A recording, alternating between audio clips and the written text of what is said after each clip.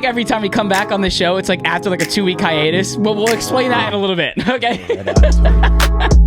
Welcome, beautiful people. Welcome to the All Day Everyday Show with All Day AJ and the man, the myth, the legend, Manny Ruffin. It's popping. Keys one of my pockets. Oh, boy. I know, I was dropping bars on this podcast. We have a little old-fashioned. It's still warm here in PA, 74 degrees on this beautiful Thursday, October 5th, right as this wrong with the weather. Disgusting Bears Washington Commanders game is about to start in about 1 hour. They owe us one good, great game though, right? That's like what, like, you know what I mean? Like one good. But not them. But not. That's what I'm saying. I texted someone today and I said that exact thing, like, because they were asking me if they should take the over, and I was like, I see what you're saying, because they owe us one good Thursday night game, but these teams, bro, I would take it because I need it, but I'm tired of falling asleep in the third quarter of all these games. Well, we're quitting on these games in halftime. For our YouTube viewers out there, you know where to find us on YouTube. Like, comment, and subscribe. Make sure you do hit that subscribe button. Apple Podcasts and Spotify. You know we appreciate the hell out of you. Give us those ratings. They do help us a long, long way. We have a big show today. We are going to be getting into the MLB playoffs. The Phillies moving on. There was actually a 4 wild card sweeps last night, which was unbelievable.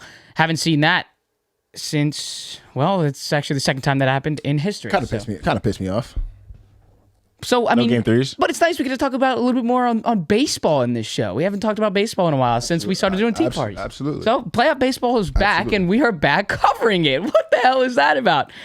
We've had a little brief hiatus the past 2 weeks. You guys missed the reaction shows. I was down in Tampa for the Tampa Bay Buccaneers and Eagles game on Monday Night Football, so you did miss that show, which was week 3. We are back for week 5 this week, so make sure to tune in for that. That comes out Monday mornings at just about 10 a.m. Eastern time. And then after that, we will be getting into some of our picks, our preview picks for week 5 of the NFL season. Something to note as well, we are starting to record now on Thursday nights to get you these episodes out on Fridays. So look for episodes from us on Monday mornings and Friday mornings, the beginning and the end of your weeks. I mean, I don't see another way or a better way to get shows out for you. You got an orange in that thing?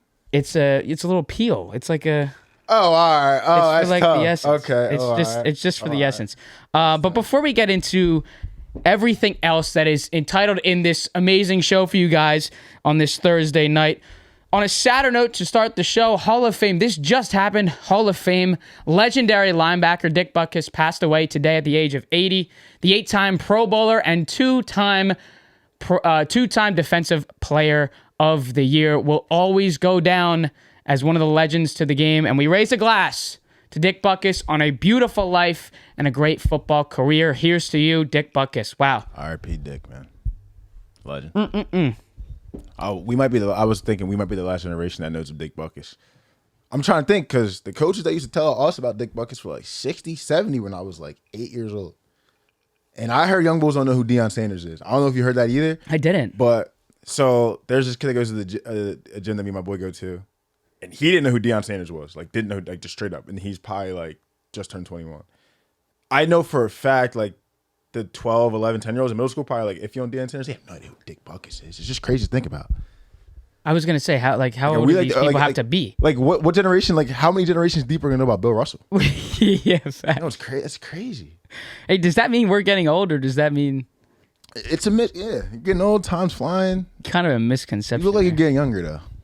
See, that's how we like to discuss that. Okay, you know what I'm saying? You look like you're getting younger. Anything we. I don't know about the motherfuckers watching.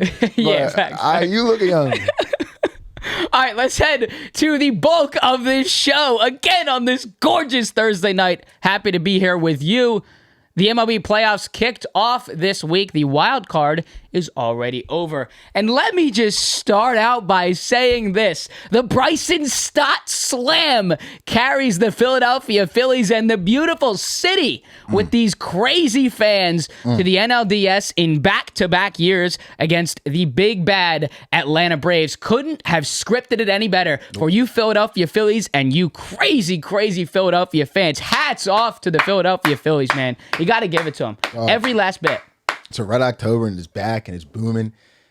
And I have a personal question to ask you: is Citizens Bank Park in October the best Philadelphia playoff environment?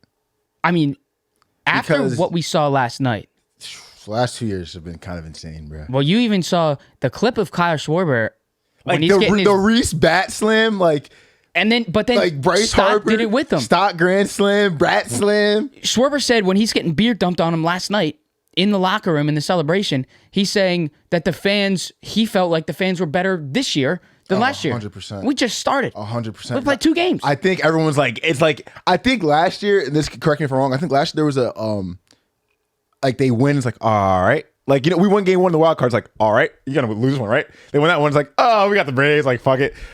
Things happen. Like, the re-slam happens. We're like, all right. And I think this year it's kind of like everyone's like, yeah, like there's more pride. There's like, we are that team. We are a World Series team. It's so fucking lit watching the Phils do their thing. I do have to ask you, though, there was a lot of hype for the first pitch in the first game. Was it going to be Chase Utley? Was it going to be a Jalen Hurts? Was it going to be a Nick Sirianni? Was it going to be play the Rocky music and have Stallone come out? All this hype, but it was Rhys Hoskins. And again, there's no disrespect there. I think that's perfect. But I think it was a little bit overhyped. Nah, I think that's perfect. As soon as they showed the board and we saw that it was Rhys Hoskins on the board, I'm like, oh my God, why did no one think that it was going to be Rhys Hoskins? Hasn't played all year, torn ACL in spring training. Oh, and if anyone deserves to be on this fucking team, it's Rhys. I was actually thinking about that the day before. Me and my dad were talking about it. I was like, dude, I actually think this team would be electric with Rhys in the lineup at first base. Well, they said after that first pitch, after the game, flying down to Florida, going to keep working in case there's a deep run. Yeah, there's a possibility. There is a small possibility that we may see him in a deep run on this Phillies team. But it also raises another question of Bryce Harper's been playing first for the majority of that latter half of the year and obviously into these 2 games of the playoffs.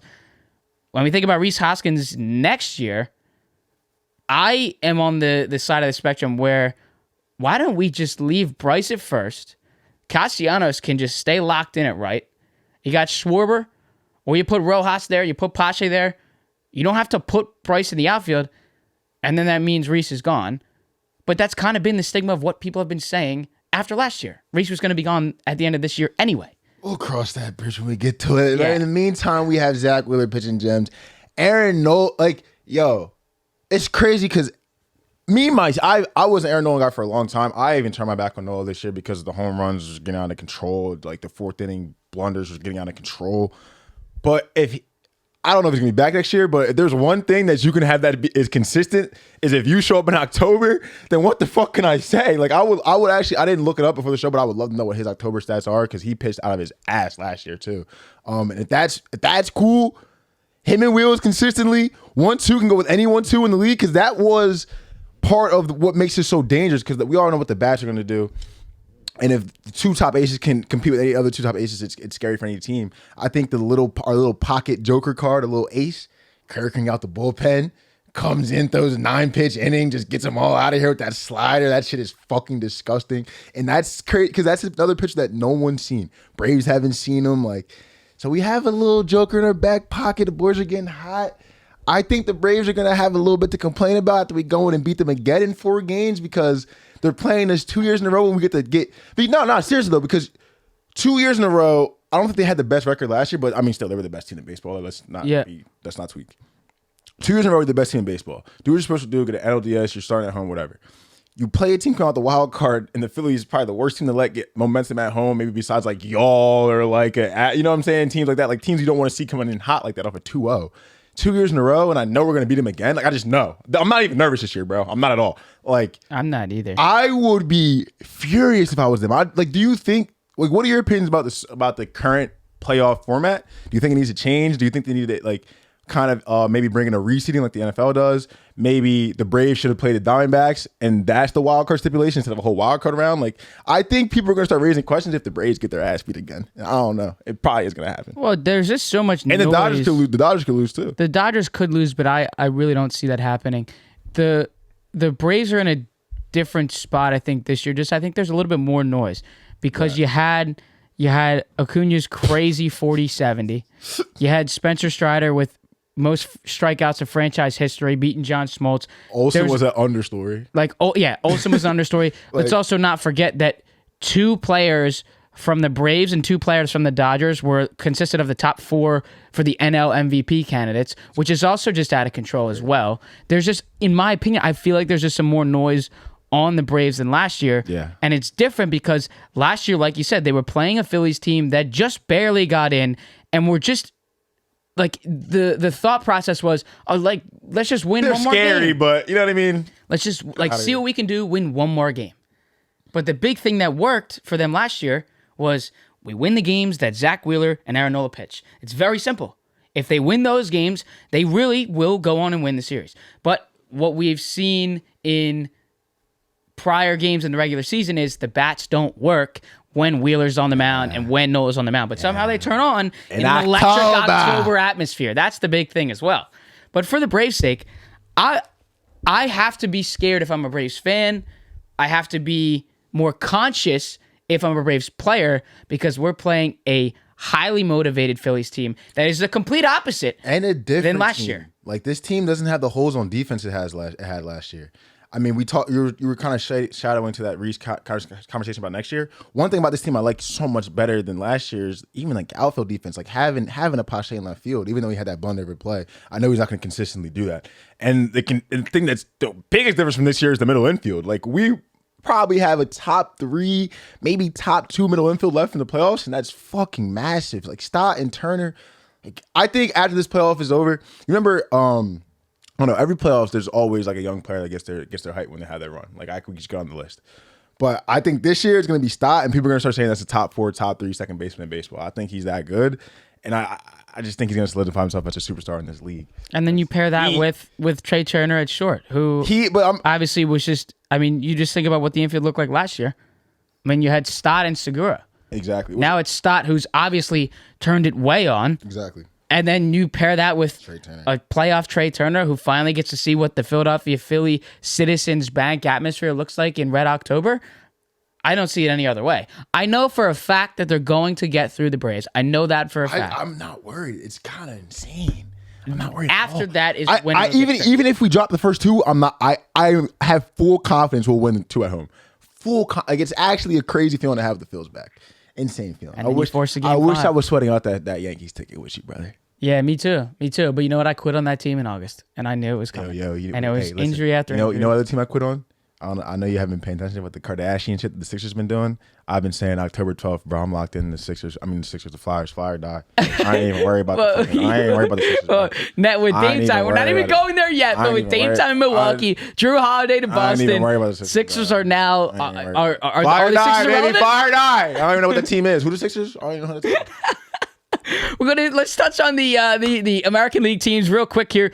Nathan Eovaldi and the Texas Rangers. Obviously, no Max Scherzer and Jacob deGrom. But Nathan Eovaldi gets the job done. An easy 2-game sweep of the Tampa Bay Rays. Did not think that the Rays were going to lose 2 and did not think that the Blue Jays were going to lose 2. We finally get to see a great matchup with the Rangers and the Orioles. And here's what we all finally get to see.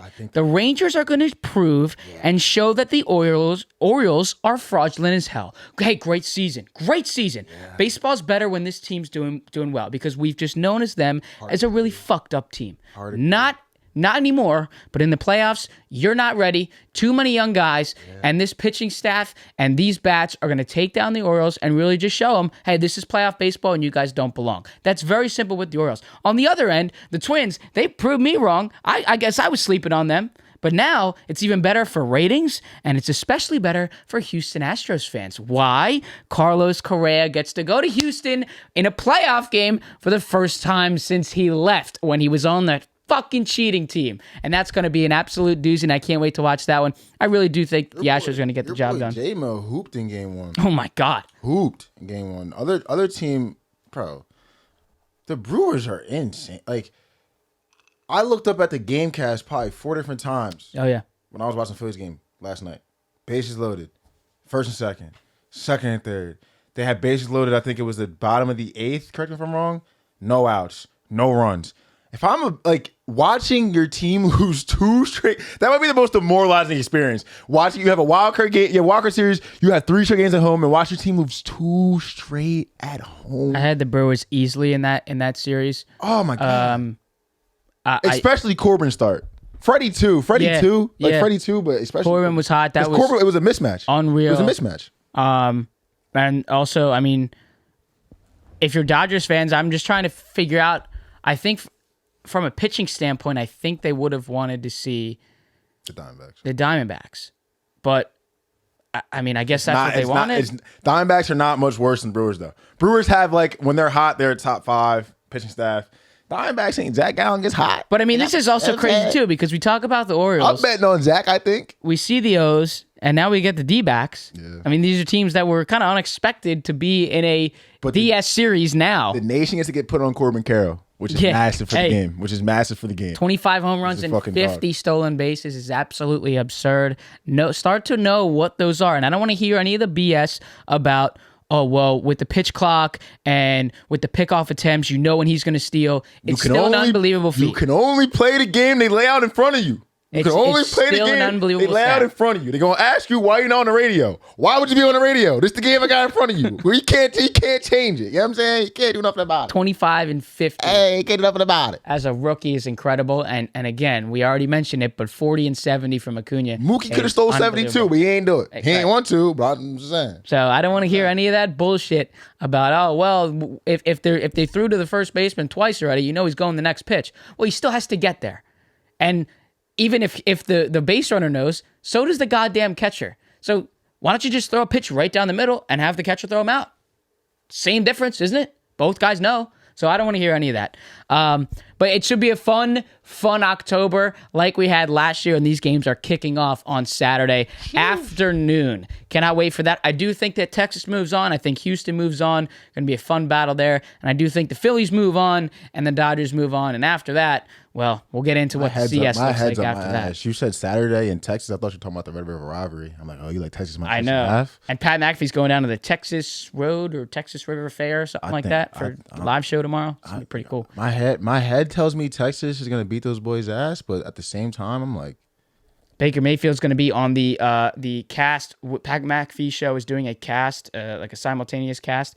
Baker Mayfield's going to be on that with them. So the whole time? I think it's just going to be for like quarter? a little segment or something. Yeah, but that's still pretty cool. It's like what they did for the national championship. You know, they just do like sideline stuff. All right, we're going to touch on our football teams before we get into our picks for Sunday. We're going to start with the Philadelphia whatever the Eagles. fuck that is. I don't know if that's a football team, but whatever the fuck that is. Right. Yeah, well, we're going to get into it. We're going to start with Manny's Philadelphia Eagles. 4-0 after it's a great business. Sweaty little win against the Commanders. Not a lot of people thought it was going to end that way. Sweaty little win against Tampa Bay Buccaneers too, man. Yeah, but that was closer than it looked. Yeah, definitely closer than it looked. It was fun to be down at Raymond James. I wanted to touch on that because you were down there. How fucking lit was that stadium? How beautiful was that shit with the ship in the back? Oh man, I mean, it's like every field goal they're like, blowing off the cannons and everything. Yeah. Also, another like fun touch. It was on our Twitter too at 8080 Podcast. Like, you get to see like the sunset though in the background and shit. Yeah, and they flew like the crazy. They flew like the fighter jets. You probably felt like you were living in a movie for a second, playing golf out there. What you shot? You shot a 78. You shot a 79 on. Let's go! Yeah, it was a great weekend. Shout out to the Green Legion. If you guys don't know who they are, been doing this for 21 years. Eagles fans from around the United States get together, fly to these Eagles games. But for us, it was 1,300 fans from the city of Philadelphia flew down to this game for a fan takeover. I know I'm a Giants fan. I didn't go because I was going for the game. There was different reasons that had me go there, which we're not going to get into. But it was still an absolute blast. What was included in that? Yeah, I know. What was included in that? It was like a bunch of different things. You get your tickets for the game, hotels on a beach, flights down there. It was 20% off bar tabs and food tabs at plenty of bars all in our area. $5 beers, $5 mixed drinks, a 3-hour open bar at the pep rally where only people from the tailgate could be at, and then a 3-hour tailgate at Steinbrenner Field, which is across from Raymond James, where the Buccaneers play, Steinbrenner Field, where the Yankees have spring training. 3-hour tailgate with food and bev included that you pay for to get there. Obviously, just in my takeaway was a drinking trip with a football game at the end. I mean, it was just Little bit of beers golf. and alcohol and a little bit of golf. What an unreal time, and what a good game. DeAndre Swift coming out of his shell finally. And I don't want to say, I don't mean that in a bad way either. I mean, for the people that thought it was going to be Gainwell this year is actually ridiculous, because if we ever had a small thought that DeAndre Swift was not going to be the running back one, I mean, the fact that I got him in a salary cap draft for $3 is outrageous. So it was always going to be DeAndre Swift, and it still will be. And I'll tell you something also crazy out of that game. DeAndre Swift in the Tampa Bay Buccaneers game on Monday Night Football, his line for rushing yards was 39.5. Come on. Finished like 140? 160. Like, bro. And then 101 the next week. He's the guy for them. It was a little scrappy and it was a little rainy, so some turnovers were coming here and there. But then we moved to the Washington game, saw some turnovers. There was that one poor throw from Jalen Hurts, but we're not going to leave out that absolute breadbasket throw to A.J. Brown in the end zone. Yeah, that was dirty. The Bucks game, like, there's been some like crazy fucking narratives coming out of these games. Like, if we have the best offensive line in football, and we have a top 4, I would say top 3 wide receiver duo in the NFL. So the defenses have to respect the pass. They have to back people up. And we can just run the ball for 200 yards a game. Why do we care if Jalen Hurts doesn't have 300 yards passing? Like, why do people care? Like, I do not give a single solitary flying fuck if Jalen Hurts throws for 200 yards. Yeah. If we could run the ball for 104 yards with DeAndre Swift and hold the Bucks to 11 points. Now, the Commanders game is a different story. Commanders game, I thought he was excellent.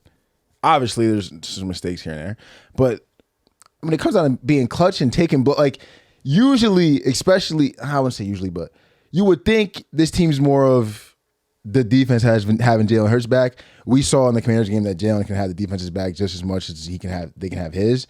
And him and AJ having that connection towards the end of the game, just being clutch like that, was just massive. Don't talk shit to AJ Brown. That's fucking insane, especially if you're a rookie. Just me personally, I wouldn't do that. But I think the Birds are cool.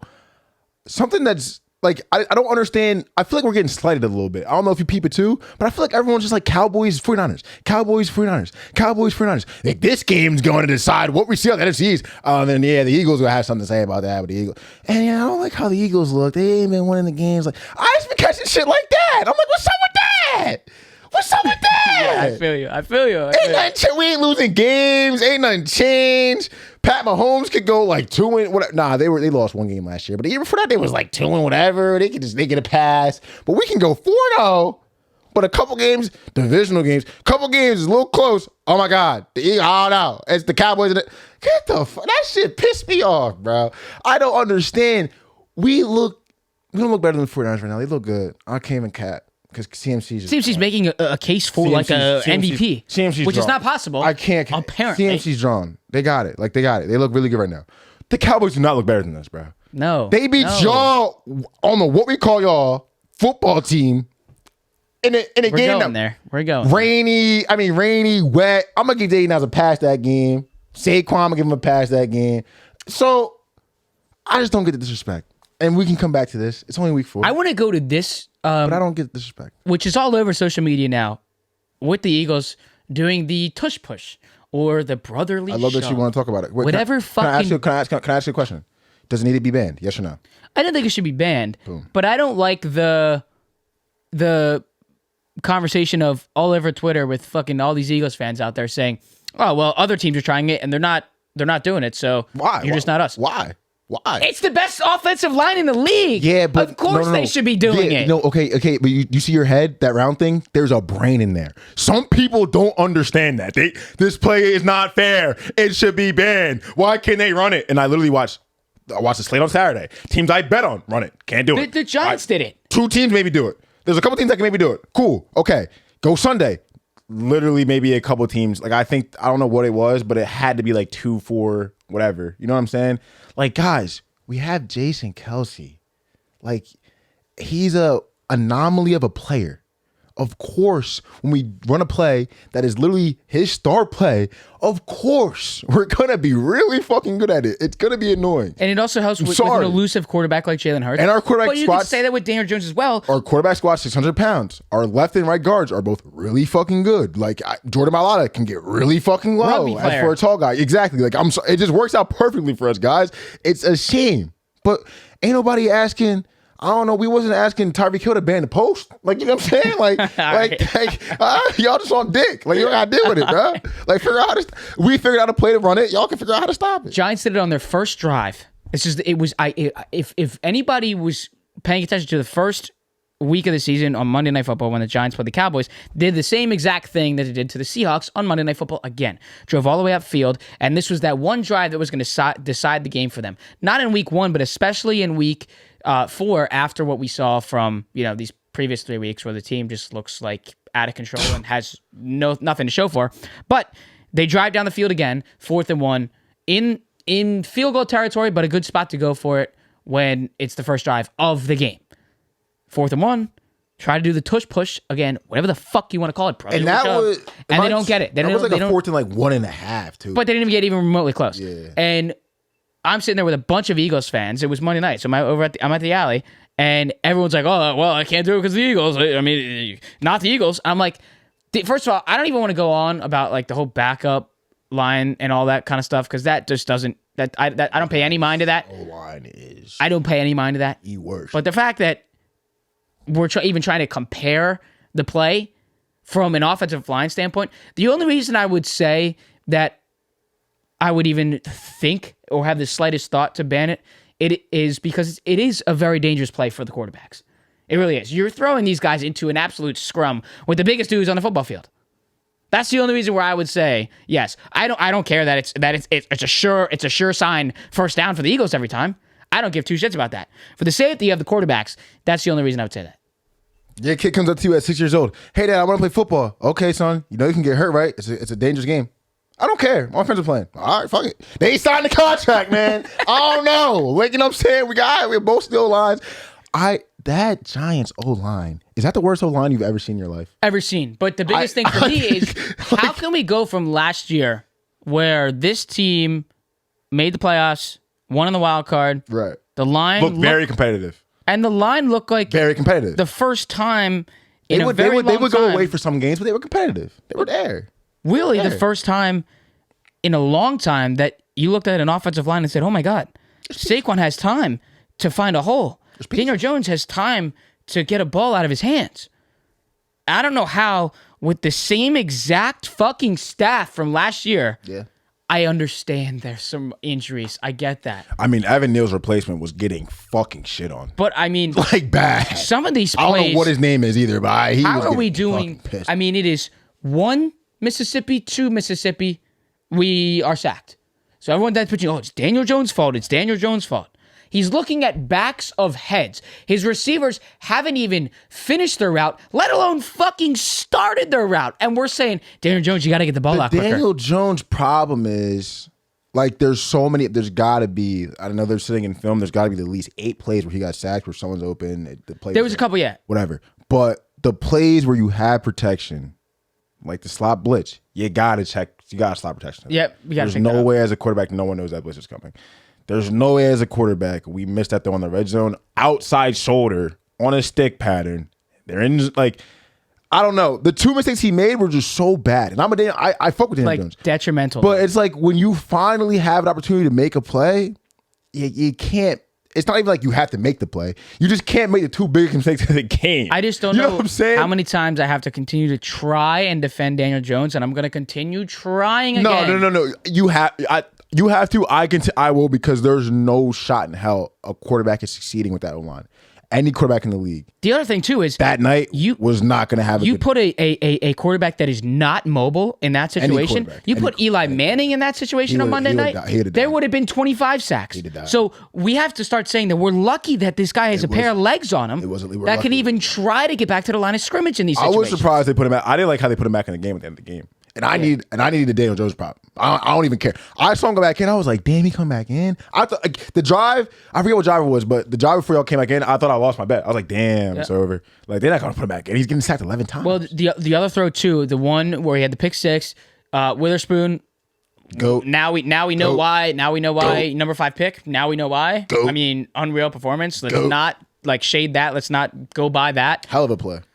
The other thing is, yes, in that replay, you can see Waller wide open in the corner of the end zone. Just kind of throw it up that way. But again, from a perspective and a point of what the line looked like and what that drive looked like leading up to that was a lot of Daniel Jones scrambling out for 12, 15 yards with no time. Absolutely. So when we get into a situation on the goal line, we're looking at a way shortened field, and now we know that we have to get the ball out in 2 fucking seconds. So as soon as the ball snapped, shortened field, I just got to get the ball out. He was tweaking. So he was just tweaking. And that's all it was. If he had time, maybe he would have sat back, pump fake, ship my feet, and then see him in the back and float over the top. It's very easy to say, oh, Waller's wide open in the corner, just loft it over the top to him. When you know that there's going to be 6 guys right in your face, I mean, like, you have to get the ball out. And it's just a great read, but it was still a really bad throw. Have a question for Brian Dable. If my quarterback is getting killed, my quarterback has about 2 seconds to get rid of the ball, maybe 3 sometimes. And we just signed maybe like a top 3 tight end in the league. Why is he not getting the ball until the 4th quarter and then the game's over? Why is Darren Waller not touching the ball? Why does he not have 8 targets at half? My favorite part. Why does he have 1 catch with 3 quarters? Like, why? Is the media dumb that covers the Giants like in training camp? Because all that we're seeing in training camp, I'm betting on Darren Waller for no reason. We've seen day in and day out, all throughout training camp. Darren Waller is Daniel Jones' favorite target. Watch out for this season. Darren Waller again. Darren Waller again. It seems like all these tweets. It seems like Darren Waller is unguardable, and he will be Daniel Jones' favorite target coming into the season. Well, where the fuck has that been? Daniel Jones hates him. Daniel Jones actually hates him. No, he hates him. They have beef. Something happened. There's no way we're losing by multiple touchdowns, and Darren Waller's running end arounds to Wan'Dale Robinson and slants to Paris Campbell. He's not even getting a target, bro. No, he's not even getting a target, bro. My problem is he's not even getting a target. Like, we're not even running they be having, you can tell they be having dedicated plays for Kelsey. Like, this was a Kelsey ISO. They motion him. He doesn't get a target. Like, yo, Saquon gets hurt. He doesn't get a target. Here's the other thing. I mean, with this offensive line, we have no time. What is Saquon? We might as well give it to our tight What's end. Saquon going to do? Get hurt. No draw. There's no point in bringing him back right now. No draw. Because here's the deal. Okay? This is where it gets very tough when you talk about Saquon coming back. Okay? Because when you look at it, this weekend on Sunday, which we're going to get to at this game in a short little bit here, they are in Miami against the Dolphins. Come on, we can get right to it. Okay? We'll start right here. Get right to it. Let me just touch on... That would have been a fire segue. Yeah, that actually would have been. All right, so starting now... I'm working on the segments. All right, shut the fuck up. All right, when we look at Saquon coming back in Miami this week, this is the bulk of the schedule that we had talked about and we had covered at the beginning of the year before this even started. We talked about their first 5 games or their first 6 games. Cowboys, Cardinals, Niners, Seahawks, Dolphins, Bills. Tough start for a team, but you know what? They were competitive last year. We can see what happens. Maybe skate away 3-3. Find a way to go 2-4. Find a way, right? Now we're in a situation where this team could be 1-5 after 6 games, and Saquon hasn't played in 3 weeks. And now we're looking at he's going to come back for the Dolphins in Miami, and then after this week he's going to fly to Buffalo and play against that team, who is right now the absolute dog of the AFC. Beaten down on the Dolphins. No, y'all might win 3 games. This team is in I mean 3 games total. Like, y'all might win 3 games. Just the absolute. That win total's cooked. Can we talk about what the worst switches have been, like flip flops from a year prior? I know you could say Super Bowl to not missing to miss in the playoffs, but for a team that Giants fans can really understand, from a team that rarely has been in the playoffs in recent years, finds a quarterback that has a lot of grit last year, gets a coach, gets an offensive coordinator, gets a GM. Saquon showing like he's himself again. And then what? This year's just all gone? So I think it's a little bit of a crazy flip out of this team. But let's go to this Dolphins game that we're touching on on Sunday in Miami at 1 o'clock. The Dolphins at 10.5-point favorites. I am easily slamming that because let's look at it like this. The Giants were 2-point underdogs, 2.5 right at game time before the game started. I was saying to myself, any smart bettor would take Seattle Seahawks -2 or -2.5 by a landslide because that's not fair. That's not fair. But now they want to say, you know what? Maybe that was a little bit too less points. Yeah. So we're going to give 10.5, and we're going to have all those sharp bettors that say, well, 10.5 is a lot of points in a football game. Not against the fucking Giants who don't have an offensive line. The Dolphins are going to win this game easily by 3 touchdowns. There is no doubt about it. 10.5 is and always will be the favorite of this week. Yeah, I don't hate it. I just think only problem I have with that possibly could be the fact that they just have not looked like a competent football team not 1 week. Like maybe the second half of the Arizona game, but like Dable's one of them coaches where it's like this might be the week. That's all I'm gonna say. I'm not gonna tell you not to bet it, but I'm just saying he's one of them coaches that like I feel like he has that like I don't want to say Dabo Sweeney. Like there's just always those coaches that like when they're an underdog, a big underdog, and their team sucks. Like for some reason their team just looks the absolute best that week. I feel like that's like a Brian Dable thing. I'm like, we will so see happy. if that's a fact. We will see if that's a fact. I am just so happy for this matchup of Tyreek Hill on probably rookie Deontay Banks, probably trading off for the Dory Jackson. Gonna hope that Xavier McKinney can pick it up in the back end of the play, but. I mean, I think Tyreek Hill has a shot to go for 2 touchdowns, and we also have yards. Like he has a shot to go 200. We've yet to see Waddle get out of his shell this season, so look for that. I'm telling you, we're gonna have a big game in the receiving realm for Tua, Tyreek, Waddle, and the boys, and let's not forget about the run game with Devon Achane. Okay, I got it right, everybody. I got it right. Actually, huge for the fantasy squad, so we will be rooting for that. 10.5 was a lock. We're going to move on now to arguably the best rookie quarterback in the league right now. Arguably. CJ Stroud not even close. And the Houston Texans. He's top 10. With top 15. Oh my God, easily. With a absolute dominant win in Houston. J.J. Watt's Ring of Honor night, or day, I should say, 30-9 over the Steelers. Yeah, Texas money line, as of today, again, this is Thursday, October 5th, plus 108 in Atlanta against Artie Smith and the boys. And I think that's another absolute dog of a play there. I can't see myself taking the Falcons here. They had a long road back. You can't bet on Desmond Ridder, bro. You can't bet on Desmond Ridder, bro. Long trip back from London against the Jacksonville Jaguars. Tough loss. Back at home. But it's not going to matter because CJ's going to find a way to find Nico, and he's going to find a way to find Tank Dell because we didn't do that last week, and I needed that. So Texas Moneyline plus 108 is the second pick for Sunday. I like that. And next is, speaking of London, let's go back to London. The Bills, minus 5.5 against Jacksonville. Let's not forget, too, the Jacksonville Jaguars stayed in London from last week's game all the way through. Why the hell would they come home? Makes sense. But 5.5 is crazy after a 28-point win against the Dolphins, who everybody thought was the best team in the league. In the AFC, I should say. But you could also say in the league for some people. For some people. A 28-point victory against that team. And now it's 5.5. And what's the reasoning? Oh, they just had to fly to London. 5.5 is crazy. It should be much higher. And that's why we're going to be taking 5.5. It's that simple. I hard disagree. I think you might be overlooking the advantage of being able to be in London for an extra week. I don't think the Bills do this often. No, they don't. I think the Jaguars do this the most in the NFL. Every damn year. I think they're very used to it. And they consider this a home game for the Jaguars. Yeah. Oh, yeah. And they're England's home team. So you factor in the other thing. The Jaguars are getting, quote unquote, 3 points for being at home from the book. So if the Bills are at home, this line's 8.5. Good luck, brotder.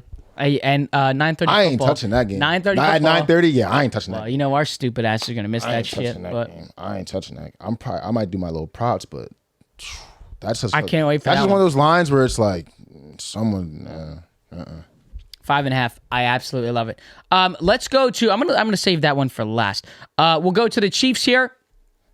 Chiefs -4 on Sunday. This I don't see how this is not. I guess simpler than it has to be. In Minnesota, Vikings 1-3. Don't overthink it. I mean, it's that simple. 4 points again. I just wouldn't bet like the Jaguars are a very bettable team. Like the Vikings, they're not. I don't understand why. Like the Jaguars are like the only reason Jaguars are a playoff team. Is that a trap line? Am I missing something? Yeah, it's a trap line. It's a trap line. How are the Chiefs 4-point favorites against Minnesota? It's a trap line. It's a get right spot. It's a home game. It's a lot of things. Like I wouldn't touch the Chiefs here, but someone has to bet it. This almost feels like someone has to bet it. Like when the Chiefs were supposed to, kick the doors in week 1 against Detroit, banner night, and then Detroit beat them. It almost feels like there's a possibility of this brewing again. Shit's a little different outside of Arrowhead too. I mean, people don't like to talk about that because Pat Mahomes is a god, whatever. I mean, he plays well. He plays well away from home too. I'm just saying. It's a little different. Well, and they also have a lot of noise on them too. Shit's a little different with the T Swift fans. And this ain't the Chiefs of old. This is a very regular Chiefs team. So well, and we got all the T Swift noise. So that's not obviously helping. That shit actually is. Are you sick of it or no? I wouldn't even really it's not even like one of those things, bro. You know what I mean? Like I'm not even really mad. It's just like looking at it like, are they dead ass? Like we all know who Taylor Swift is. I didn't know she was that. Did you know she was that famous though? Bro, she's like 240 million. I saw someone say someone say she's the most famous person on earth, and it's really hard to dispute that. And I was like, damn. That's what I thought. I just had no idea. Same thing. Am I dumb? No, I didn't. I wasn't even trying to dispute it. I was like, I just literally had no idea. Like Taylor Swift just is not like. I listen to rap music. I like sports.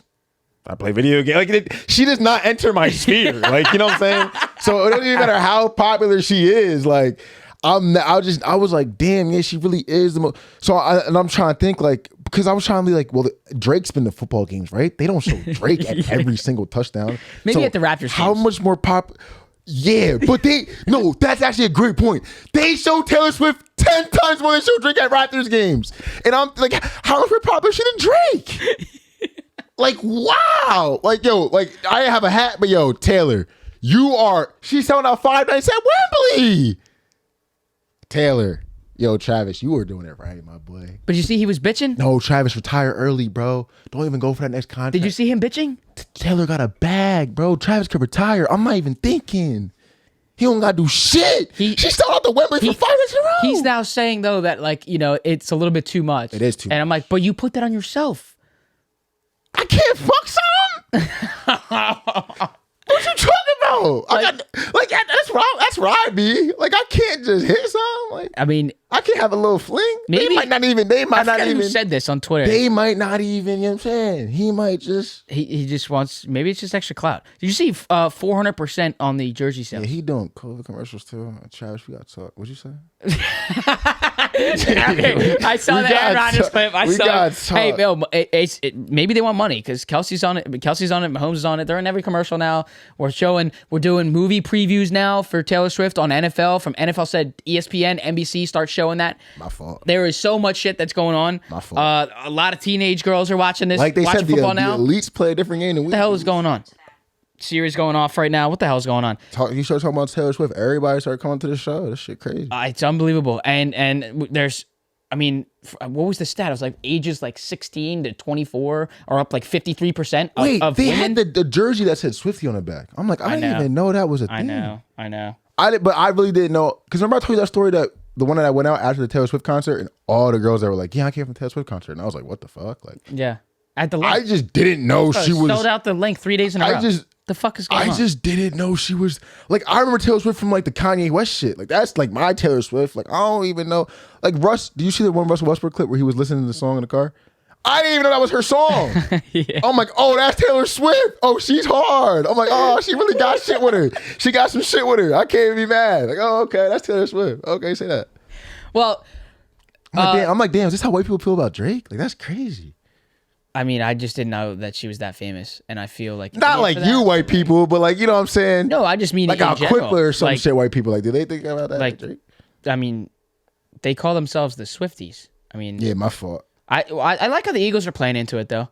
They're showing the picture of Jason Kelce and the picture of DeAndre Swift of the backs of them with their jerseys, and they're like, "This is the real Kelsey and Swift that I want." I'm like, all right, Eagles. The marketing knows what they're doing. All right, the marketing team over at the Philadelphia Eagles knows what they're doing. What the fuck are we doing with that shit? I was about to get worried, man. All right, over to the sweaty bet of my weekend is the Jets +4 in Denver against the Broncos. And this all is based on a Zach Wilson masterclass that he had last week. Okay, that's literally all this bet is. It's a gamble. It is a straight up gamble on Zach Wilson to do what he did last week. Let's not forget, too, what Patrick Mahomes did say to Zach at the end of the game. Like, don't listen to the haters, just keep balling. Keep fucking balling is what he said. And the hate that this man has gotten in a situation that he was never supposed to be in this year, was not even supposed to play in a single game, like let alone preseason, for Christ's sake. And now he's in a big time situation where all these Jets fans sold out season tickets, were selling out stadiums just to see Aaron Rodgers and what this team can be this year, and that's obviously not the case. Zach Wilson has had big shoes to fill, and as of late-ish, it hasn't been the way that they wanted. Screaming for Robert Saleh's head, screaming for Zach Wilson's head, comes out on Sunday night against the Kansas City Chiefs and actually has a really good showing, where a game that the Jets actually should have won that game. Bro. Crazy calls out of Kansas City in that game. I cannot believe, like, I had Jets plus 7.5 in money line. I cannot believe I logged on Twitter the next morning and Chiefs backers were saying that game was rigged. Chiefs backers were saying that game was rigged. I was like, are you guys out of your mind? Oh my God. Like, so everyone who bet Chiefs minus 7.5, we're just going to completely disregard what happened from the 20-yard line to the other 20. We're just going to talk about the one play where we've seen that play a million times, where it's not even like a Vegas thing. I remember when Ahmad Bradshaw did that shit in the Super Bowl in 2012. It was like one of the first times I saw someone try to go down and not score the touchdown. To me back then, it wasn't gambling. It was a little weird, but I was like, oh wait, that is a smart play because we don't have to run extra plays. Someone can't get hurt. Some weird shit can't happen. I'm like, okay, that's a regular play. We've seen it a million times since then. I get on Twitter, Chiefs minus 7.5 guys are like, oh my God, Pat Mahomes had his hand in the books. This, that. You guys are out of your mind. That's all I have to say about that. Out of your mind. But I love backing Zach Wilson. You know me. I love me an underdog, so. I was not a fan of what Rodney Harrison said as well. That was crazy, bro. What the fuck? Like, yo, even like people were like, Chris Jones is lying, whatever. But even if he's lying, like I will be up there and be like, why are you talking crazy about him? Like, nah, he's cool. Like you know what I'm saying? Like, what the fuck? Like, no, that is out. Like, there's no place in broadcasting, especially their kind of broadcasting. Right. If you want to talk about Zach Wilson like that, hop on a short mic. You know what I'm saying? Get your headphones and you can talk crazy about Zach Wilson in your podcast, and it'd be cool. But you can't. Don't be doing that on NBC. Yeah, right? Yeah. I also have a lot of respect for Chris Jones in that situation. They're not fooled. He could have thought Zach Wilson was trash, bro. He could have thought he was trash. But was even saying it before Rodney came in. Yeah. And then when after that, still like doubled down on what he was saying. So if we're Jets fans, if we're Zach Wilson, this is all pats on the back and motivation. I think Zach Wilson's talented. I really think he has a lot of talent. I think he can be a really good player. I've been saying this forever. It's no news if you know me. But I do think Chris Jones is smart because he knows like why am I up here asking about Zach Wilson? Like, you know what I'm saying? Like, oh, like even if he does think good about him, he's probably was like already like, oh, they looking for look at these motherfuckers. Like, you know what I'm saying? Like, okay. But you know what's even crazy though? What's even crazier is if he did have a bad game there, how different he could have or would have spoke about him. But when I love that he had a good game, Pat Mahomes is saying that to his face after the game, and then you have Chris Jones ready to double down and back that up. So that was also some special stuff there. He's a good player. We're gonna go the brain to part of the game, but he got the talent. We're gonna go to the Niners. Actually, I think the Jets were they +4, +2, something. I thought it was +2. It is +2. I said +4. We'll fix that. Okay. This is going to be the funnest game of week number 5 of the NFL season. Sunday night on NBC at 8:20. The Cowboys in the rematch of the wild card. Was it the wild card? Did I fuck that up? No, that was. Dude, I think it was the wild. No, it might have been divisional. I think it was divisional. It was divisional. Rematch of the divisional. The Dallas Cowboys in San Francisco. We played your dumbasses in the divisional. That's literally what fucked me up. That's right. We played y'all dumbasses in the divisional round. Cowboys rematching in the divisional round against the San Francisco 49ers in San Francisco against what a team that this is actually turning out to be. The San Francisco 49ers, the number one team in the NFC. We are not number one team in the NFL, I'll say right now. Yeah, it's simple to say, but let's also, again, we will go back to the point about what you were saying about the Eagles. Need a little bit more respect there. We are way better. I think we are way better personally. Me personally, I don't know if you can say that yet. Me personally, I mean, I was saying that last year. It's was true, saying that before and the they Purdy did make a injury. statement there, but we'll see there. We're the way better team. The Niners somehow are 3.5-point favorites at -110. I just don't understand that. There's a lot of games. Like, are you sensing the trend here? Games that should be much higher on the spread for the favorited team are way lower. But that does not scare me at all with this Cowboys team and how this San Francisco team is playing.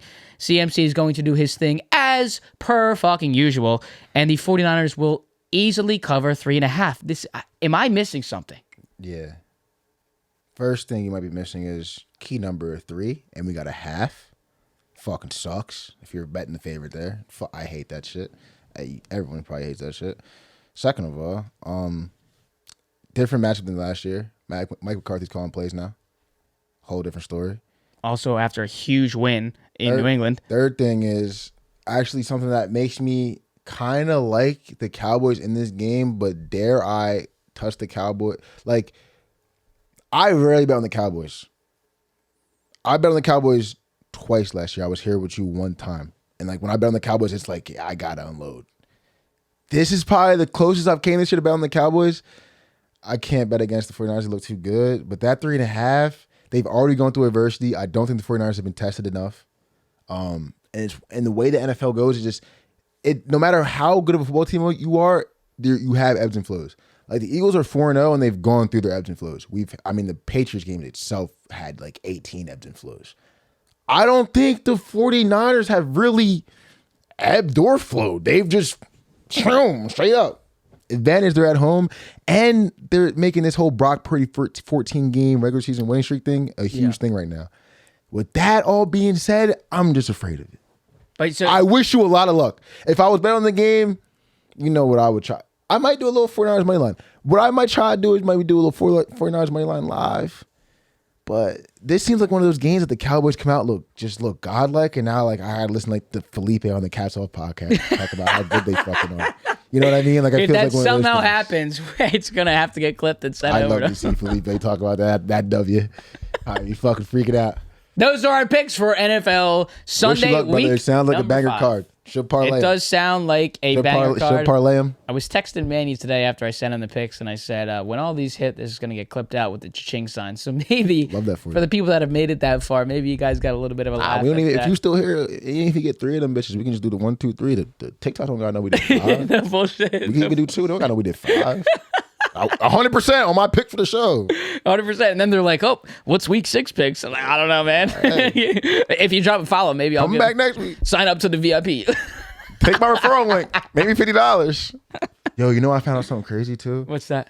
So you know the referral links? Like, it's just something to think about when it comes to gambling, just your mindset. Okay. So I saw one of them emails about those referral links that they give to influencers for the sports books. Yeah. At the bottom it says, you get 15% of all net losses from gamblers.